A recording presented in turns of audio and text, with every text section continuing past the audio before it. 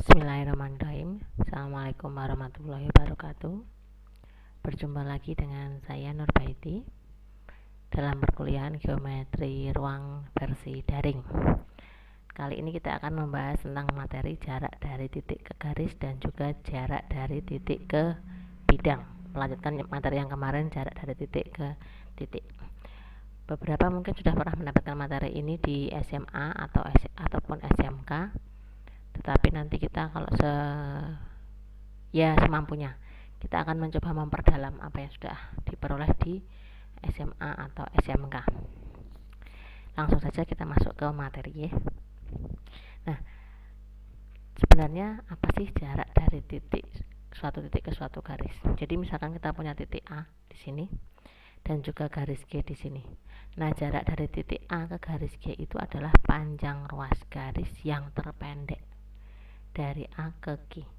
Jadi panjang ruas garis yang terpendek. Jadi Anda silahkan mau mencoba menggambar sembarang garis dari A ke G, terserah yang mana aja. Tapi yang dianggap sebagai panjang itu adalah ruas garis yang terpendek. Berarti misalkan garis biru ini ya, ataupun yang hijau ini, atau mungkin yang merah ini, atau mungkin yang biru ini. Nah, di antara keempat garis itu menurut Anda mana yang paling pendek? Yang merah kan ya, paling pendek. Coba kalau dibandingkan panjangnya, dia paling pendek. Dan dia ada spesialisasi lagi, ada karakteristik khusus lagi. Kalau dia panjang garis terpendek itu garisnya itu pasti tegak lurus dengan garis G.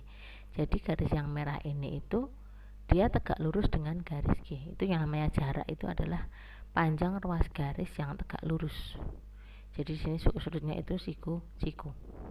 Nah, ini nanti sifat yang mau kita gunakan untuk mencari panjangnya titik A ke garis G itu, kita pakai sifat bahwa ruas garis yang menjadi panjang itu nanti pasti bersifat tegak lurus terhadap garis yang dimaksud. Nanti yang itu yang akan kita pakai. Jadi kalau misalkan kita mau mencari, tapi kita pakai pengertian ini dulu aja ya. Kalau kita mau mencari ruas garis terpendek, apakah yang biru yang terpendek? Enggak kan? Apakah yang biru yang bawah? Tidak juga kan? Apakah yang hijau? Tidak juga. Yang paling pendek itu yang merah. Ya, kalau misalkan Anda masih bingung konsep yang terpendek, gini, kita pakai konsep bayangan aja. Bayangkan Anda menyinari titik A ke garis G. Menyinari itu artinya tepat pas di atasnya. Jadi kalau lantainya di bawah, Anda nyinarinya dari atas pas, dari atasnya lantai pas, bukan dari miring. Ya kalau miring tetap nanti ada bayangan, tapi dia nggak bayangan yang terpendek. Kalau pengen dapat yang terpendek itu berarti harus dari pas di atasnya, berarti harus tegak lurus dari tempat di mana nanti bayangannya jatuh. Contohnya ini kan garis G nya miring sih ya. Jadi tepat atasnya itu bukan di sini, bukan di daerah sini, tapi di sininya. Jadi kalau kita mau ngasih senternya di sini. Nah, tuh. Kalau nanti kita sorot titik A, nanti bayangannya pasti jatuhnya di daerah sini. Nah, ini di titik yang ini. Bayangannya A jatuhnya di sini. Nah, berarti misalkan di sini nanti saya kasih nama P, berarti jarak dari A ke garis G itu sama aja dengan panjangnya AP. Gitu. Itu namanya jarak. Dan ini saya ulang lagi. Yang namanya, karena dia jarak, dia itu kan ruas garis terpendek, dia nanti pasti tegak lurus dengan garis G, pasti dia tegak lurus dengan garis di mana bayangannya A itu jatuh. Jadi misalkan di sini saya kasih nama P ya, AP nanti tegak lurus G. Perhatikan, kalau dia jarak, ruas garisnya itu adalah ruas garis yang terpendek, pasti dia tegak lurus dengan garis yang tempat jatuhnya bayangannya titik itu. Oke, kita langsung masuk aja ke soal. Sekarang misalkan kita punya yang paling gampang aja. Misalkan kita punya kubus A B C D E F G. Oh, ini D nya kurang, nggak kelihatan, nggak tercopy. Nggak apa-apa. Kita punya kubus A B C D E F G yang ditanyakan. Ini rusuknya A senti ya. Tentukan jarak dari titik A ke sini ke garis EC. A ke garis EC. Nah, kemarin kalau kita ngomongin jarak titik ke titik kan sudah jelas. jarak dari titik mana ke titik mana. Kita tinggal buat segitiga yang memuat kedua titik itu, syukur-syukur segitiganya siku-siku. Kita bisa langsung pakai Pitagoras. Kalau nggak siku-siku ya berarti pakai kesebangunan, atau mungkin yang kemarin pakai apa saya lupa, yang tinggi ya. Nah, kalau di jarak dari titik ke garis ini kita umumnya kita cuma pakai konsep yang tinggi saja. Jadi begini, kita tidak tahu nanti, misalkan ya, kita mau nyari jarak dari A ke EC. Nah, kita tidak tahu nanti jaraknya itu seberapa. Kalau kita mau pakai senter-senteran kayak tadi, kita sinari A dari sini ke arah EC sana ya. Kita sinari A dari sini ke arah EC, langsung ke sana. Karena ke sana bisa nggak? Ya bisa aja, tapi nanti kamu ketemunya panjang. Kalau nyinari A-nya dari bawah ke atas sini ke arah E bisa nggak? Ya bisa aja, tapi nanti kamu ketemunya juga panjang itu. Tidak sependek yang dari A langsung ke sini. Yang kita cari adalah nanti ruas garis yang terpendek. Jadi kita mencari jarak A ke EC, berarti yang di sini. Yang di sini, seharusnya saya memberikan garis di sini. Sebentar, saya tambahkan dulu. Nah, di sini saya sudah menambahkan jarak dari A ke EC itu. Berarti misalkan saya menyinari titik A dan berharap agar bayangannya jatuh ke garis EC. Dengan nanti panjangnya sinar yang saya perlukan itu adalah panjang yang paling pendek. Nah, bisa nggak kita menyinarinya ke arah AC? Ya bisa aja, nanti jatuhnya mungkin di C. Tetapi bandingkan antara AC dengan AP, mana yang lebih panjang? Lebih panjang AC kan, berarti AC bukan jarak A ke EC. Kalau misalkan kita menyinari ke atas, nanti mungkin jatuhnya di E, berarti ruas garisnya panjang sinarnya adalah AE. AE dengan AP panjang mana? Panjang AE juga kan? Dan juga mereka nggak tegak lurus. Jadi yang namanya nanti jarak itu ya harus panjang yang garis yang tegak lurus. Nah, jadi gini, saya harap Anda sudah paham bahwa kita sinari A pengennya jatuh bayangannya di garis EC. Tapi ruas panjang sinar yang kita butuhkan itu adalah panjang yang paling pendek. Nanti berarti jatuhnya di titik P. Lah, kita nggak tahu P itu letaknya di mananya EC.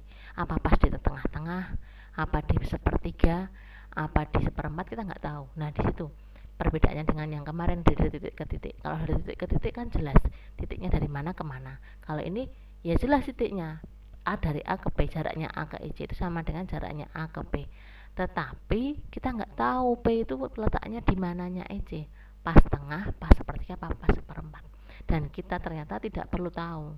Kita nggak perlu tahu itu. Yang penting kita nanti bisa menghitungnya itu pakai pendekatan luas. Oke ya. Perbedaannya dengan yang kemarin itu kebanyakan kita pakai teorema Pitagoras. Nah, kalau ini kita mungkin bisa pakai teorema Pitagoras, tetapi ya tergantung dari soalnya ya. Oke, langsung saja. Kita mau mencari jarak panjang dari A ke EC. Berarti jaraknya A ke EC, jarak A ke EC itu sama dengan panjangnya AP. Dan kita tahu karena dia adalah jarak, karena dia ruas garis yang terpendek, maka AP ini pasti tegak lurus EC. Jadi di sini itu sudutnya siku-siku, sudut P ini siku-siku, APC ini siku-siku. Artinya kalau gitu kita bisa menerapkan konsep luas segitiga yang sudah saya singgung kemarin di jarak titik ke titik. Oke, perhatikan ya. Ini kebetulan segitiga yang kejadian itu adalah segitiga siku-siku, yaitu segitiga EAC itu segitiga siku-siku. Berarti kalau begitu kita bisa mencari luasnya EAC dengan menganggap bahwa AC-nya itu alas, AE-nya itu tinggi. Berarti luasnya EAC sama aja setengah kali AC kali AE. Jadi kalau AC jadi alas, AE-nya jadi tinggi. Kan alas sama tinggi harus saling tegak lurus nih. Nah, kalau AC-nya alas berarti tingginya apa? Ya AE. Berarti luasnya AE itu setengah kali AC kali AE. Oke ya, kita simpan itu. Di lain pihak, kalau kita sudah tahu panjang AP itu adalah panjang AP adalah jarak A ke EC, artinya dia itu tegak lurus. Jadi AP itu tegak lurus EC, artinya kita bisa aja menganggap bahwa EC itu adalah alas segitiga siku-siku, yang mana kalau EC jadi alas berarti tingginya itu adalah AP. Jadi jadi segitiga EAC itu luasnya juga bisa dihitung dengan pendekatan EC sebagai alas dan AP sebagai tinggi atau setengah kali EC kali AP.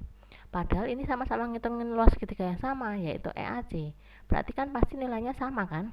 Jadi kalau begitu kita menemukan persamaan. Setengah kali AC kali AE sama aja setengah kali EC kali AP. Nah, kalau begitu setelah kita menemukan ini, kita masukkan AC. AC itu diagonal sisi, berarti ini dia akar 2. AE itu rusuk kubus, berarti dia A. EC itu diagonal ruang, berarti dia A akar 3. Nah, AP yang mau kita cari, kita sederhanakan, kita tentukan nilai AP-nya, ketemu AP-nya adalah A per 3 akar 6. Nah, jadi seperti itu caranya mencari jarak titik ke garis, tidak pakai Pitagoras sih. Cuman kebetulan dalam hal ini segitiga EAC yang kita punya itu siku-siku, jadi kalau mau mencari luasnya tinggal kayak menerapkan luas segitiga biasa. Mungkin nggak segitiganya lain, bisa aja segitiganya itu sama kaki atau mungkin sama sisi. Berarti kalau begitu Anda perlu menganalisis dulu segitiga apa yang jenis segitiga yang terlibat itu jenisnya apa siku-siku, apa sama kaki, atau mungkin sama sisi, atau mungkin yang lain kayak gitu. Jadi kebetulan ini contoh yang mudah, bukan berarti yang sulit itu kamu nggak bisa, pasti kamu juga bisa. Oke ya, kita lanjut ke contoh yang berikutnya, semoga agak menantang. Oke, ya sip. Nah ini mungkin agak menantang. Maaf saya belum sempat mengotak-atik animationnya, jadi ini semua kelihatan langsung, nggak apa-apa ya. Oke, soalnya gini, tentukan jarak dari titik A ke garis. Astagfirullah, sebentar saya ganti dulu. Oke, ini ya, tentukan jarak dari P ke garis EC. Oh, di sini P-nya, maaf saya juga belum menuliskannya di soal. P-nya itu adalah perpotongan antara EG dan HF.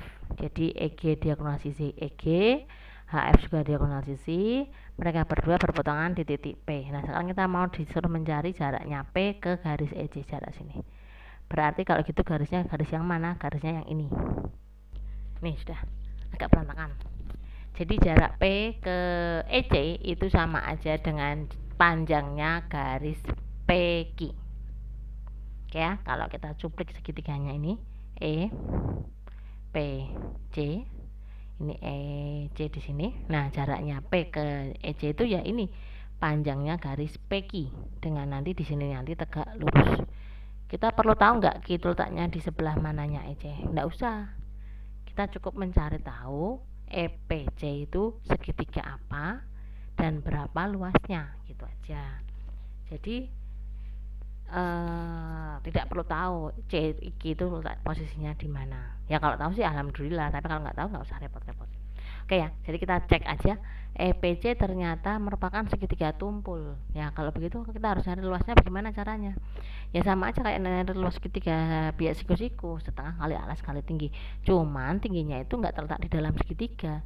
Tingginya itu letaknya di luar segitiga. Jadi tingginya itu ya jaraknya alas sini sampai ke C ini. Sama aja panjangnya CG. Jadi ini tingginya segitiga tumpul itu kan seperti itu di luarnya. Jadi ini tingginya segitiga EPC itu ya sama aja CG. Padahal CG nggak di dalam segitiga, ya nggak apa-apa. Alasnya seberapa alasnya? Alasnya EP saja, alasnya saat EP. Oke ya.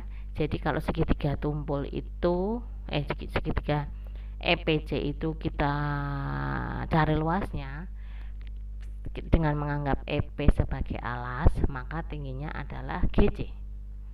Jadi luas EPC sama aja setengah kali EP kali GC kalau kita anggap EP sebagai alas. Lah sementara kalau kita anggap yang jadi alasnya itu EC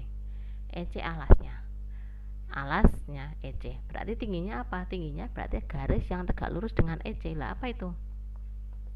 Garis yang tegak lurus dengan EC itu adalah PQ, garis yang mau kita cari tadi, PQ. Jadi kalau begitu panjang jaraknya P ke EC itu bisa kita cari pakai persamaan luas segitiga ini ya. EP A akar 2 karena dia diagonal karena dia separuh diagonal sisi, berarti dia A per 2 akar 2, GC nya A, EC nya A akar 3, berarti AP ketemunya A per 6 akar 6. Nanti silahkan dicek. Oke, soal materi berikutnya saya lakukan di video lain. Terima kasih.